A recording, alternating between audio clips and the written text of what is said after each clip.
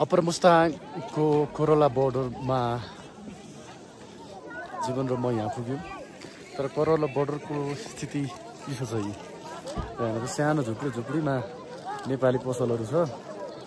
उता चाइना कति एडभान्स भइसक्यो छ, ठुल्ठुलो बिल्डिङहरू बनाएर आफ्नो चेकपोस्टहरू बनाएर राखेको छ। र हाम्रो चेकपोस्टहरू भनेको ऊ टेन्टमा,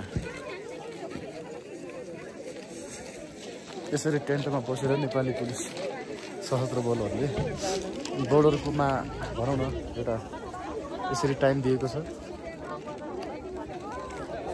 सानो बजार छ, आइसकेपछि कस्तो राम्रो छ। फाइनली आज यहाँ पुगियो गाउँजीवन।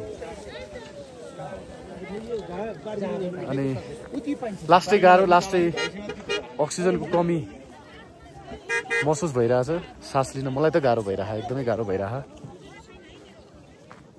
अब कतै चिया कफी पायो भने चिया कफी खाने।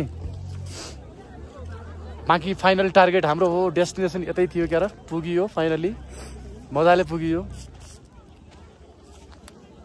भगवानलाई धेरै धेरै धन्यवाद र साथै हाम्रो जीवन बाबुलाई पनि धन्यवाद। बाटोभरि उसैले हो चलाएको, मैले त चलाउँदैन चलाइन।